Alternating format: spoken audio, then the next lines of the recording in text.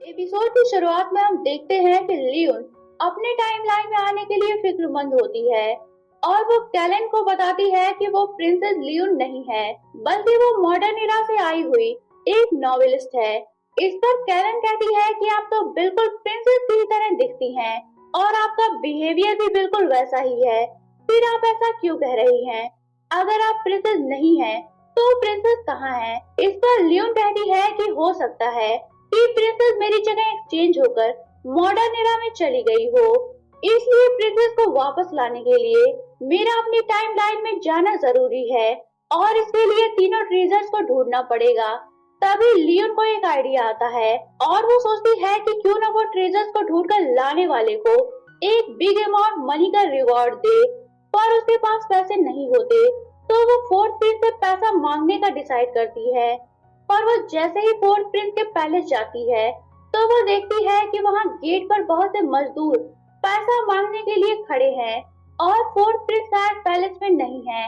इस पर कैलन उसे रॉन्ग जिंग से पैसे उधार लेने का सजेस्ट करती है, क्योंकि फिलहाल वो अपने ग्रैंडफादर से इस काम के लिए पैसे नहीं मांग सकती थी। लियोन मजबूरन रॉन्ग जिंग के पास जाकर कुछ पैसे उधार मांगती है। इस पर रॉन्ग जिंग कहता है कि तुम इतने पैसों का क्या करोगी? लियोन कहती है कि मैंने तीनों ट्रेजर्स को ढूंढकर लाने वाले को रिवॉर्ड देने का सोचा है। रॉन्ग जिन को उसकी ये बात काफी बेवकूफी भरी लग रही होती है। इस पर वो उसे अपने साथ लंच पर चलने को कहता है, तो लियोन उसके साथ एक रेस्टोरेंट में जाती है। रॉन्ग जिन एक प्राइवेट रूम बुक करवाता है। इस पर सभी लोग उन्हें एक साथ देखकर हैरान रह जाते हैं, क्योंकि ये बात सभी को पता थी कि प्रिंसेस लियोन की शादी क्राउन प्रिंस से होगी, और वो इस तरह प्रिंस रॉन्ग जिंग के साथ क्यों घूम रही हैं? रॉन्ग जिंग और लियोन लंच करते हैं। यहाँ रॉन्ग जिंग लियोन को थोड़ा टीज करता है, पर फाइनली वो उसे पैसे देकर चला जाता है और लियोन पैसे पाकर बहुत खुश हो जाती है। इधर लॉर्ड लेंग एम्परर को बताते हैं कि उनकी नेबर कंट्री यूकी, जिससे उनका काफी अच्छा रिलेशन रहा है, आजकल उससे विद्रोह करने की साजिश कर रही है। इस पर लॉर्ड की कहते हैं कि थर्ड प्रिंस ये तियांगी आजकल यूकी के बॉर्डर पर ही हैं, क्यों न उन्हें यूकी पर हमला करने का ऑर्डर दे दिया जाए।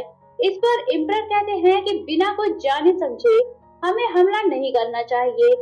तभी वहाँ कुछ ऑफिशियल डॉक्यूमेंट लेकर रॉन्ग जिंग आता है। एम्परर रॉन्ग जिंग को सीक्रेटली यूकी जाकर इस बारे में इन्वेस्टिगेशन करने को कहते हैं।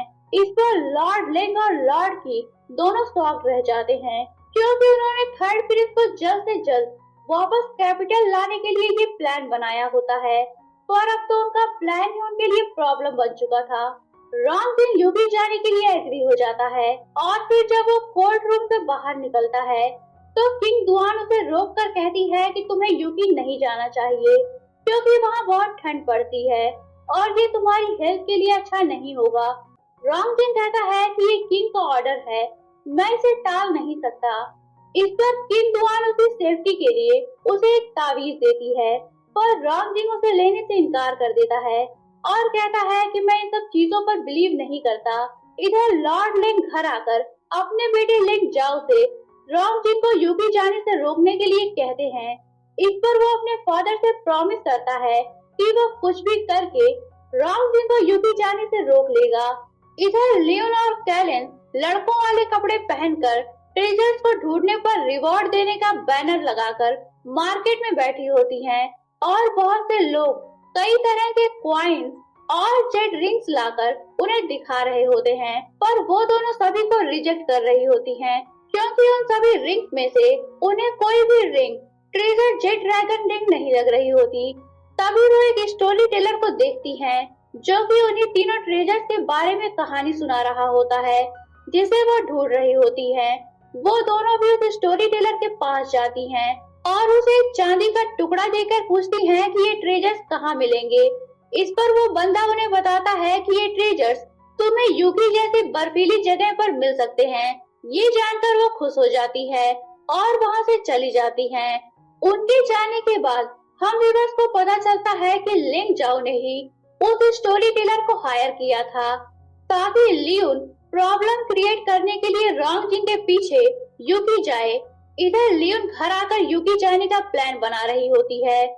तभी वहाँ किंग रैंग के साथ प्रिंसेस ये की नुआन आती है और लियोन को बताती है कि प्रिंस रोंगजिंग जल्द ही थर्ड ब्रदर के पास यूपी जाएंगे।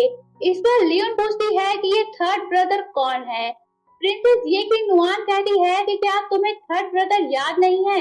इस पर किंग रैन बीच में बात काटते हुए कहता है कि कोई बात नहीं, धीरे धीरे तुम्हें सब याद आ जाएगा, पर पहले चलो हम बचपन की तरह कुछ खेलते हैं। इस पर लियोन एक गुलेल लेकर किंग रैन पर ही निशाना लगाने का गेम खेलने लगती है। इसमें प्रिंसेस ये की नुआन को भी मजा आ रहा होता है। तभी वहाँ थर्ड प्रिंस का कबूतर लियोन के लिए लेटर लेकर आता है और उसे गलती से लियोन शूट कर देती है। तो किंग रैन उसके पैरों पर बंधा पत्ते का लिखा हुआ लेटर देख लेता है, जिसमें लिखा होता है कि लियोन तुम मुझे रिप्लाई क्यों नहीं कर रही। इस लेटर को पढ़कर किंग रैन समझ जाता है कि वो लेटर थर्ड प्रिंस ने लिखा है। तभी वहाँ लियोन को आता देखकर किंग रैन लेटर को खा जाता है। लियोन मरी हुई कबूतर को देखती है और किंग रैन से पूछती है कि तुम क्या खा रहे हो। इस पर किंग रैन कहता है कि मैं इसके फीदर्स खा रहा हूँ, क्योंकि कबूतर हेल्थ के लिए काफी बेनिफिशियल होता है। उसकी इस बात को सुनकर लियोन उस कबूतर को किचन में ले जाकर उसका सूप बनाती है। किंग रैन चुपके चुपके जाकर खुशी खुशी उस सूप को टेस्ट करता है, तो उस सूप में कबूतर के सारे पंख भरे पड़े होते हैं, जिसे देखकर उसका दिमाग घूम जाता है। तभी वहाँ लियोन आती है और किंग रैन से कहती है कि ये सूप तुम्हारे लिए नहीं है। किंग रैन पूछता है कि तब किसके लिए है। अगर उस वीक ब्यूटी के लिए है तो इसमें थोड़ा जहर भी मिला देना। इतना कहकर वो चला जाता है। इस पर लियोन सूप को बाउल में डालकर राम जी के पास ले जाने के लिए रेडी करती है। फिर वो कैलन के साथ उसे लेकर राम जिन के पास जाती है। उसने सोचा होता है कि वो राम जिन को सूप देकर उसके साथ यूकी जाने के लिए कहेगी, पर वहां पहुंचकर जियांग उसे बताता है कि प्रिंस मैंसन में नहीं है। इस पर वो समझ जाती है कि वह जरूर जंगल वाली झोपड़ी में होगा।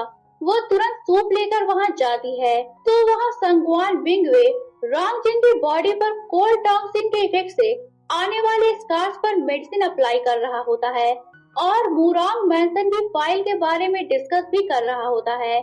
तभी लियोन दरवाजे के पार से ये नजारा देख लेती है और तो समझती है कि रामजिन गे है और उसका अफेयर उसके फ्रेंड के साथ चल रहा है, इसलिए वो लड़कियों से दूर रहता है। इस पर वो उन्हें डिस्टर्ब किए बिना वहां से आने लगती है। तभी मिंगवे उसे देख लेता है। फिर वो और रामजिंग दोनों लियोन के पास जाते हैं। मिंगवे को लगता है कि लियोन ने उसकी बातें सुन ली है। इस पर लियोन घबरा जाती है और कहती है कि मैंने कुछ नहीं देखा और मैंने कुछ नहीं सुना। इतना कहकर वो रामजिंग के हाथों में सूप का बाउल थमाकर मिंगवे से कहती है कि तुम भी चाहो तो इसे पी लेना। इतना कहकर वो घबराई हुई वहां से चली जाती है। रामजिंग मिंगवे को भरोसा दिलाता है कि तुम परेशान मत होना, उसने हमारी बातें नहीं सुनी है, क्योंकि उसके पास इतना दिमाग ही नहीं है। फिर वो दोनों सूप को अंदर ले जाते हैं। रामजिंग उसे चेक करता है तो उसे भी सूप में कबूतर के पंख भरे पड़े मिलते हैं। इस पर मिंगवे मुस्कुराते हुए कहता है कि ये सूप तुम्हारे लिए आया है, इसलिए तुम्हें इसे जरूर पीना चाहिए। मिंगवे की इस बात पर रामजिंग उसे कोई जवाब नहीं देता और स्पून को वापस सूप के बाउल में रख देता है।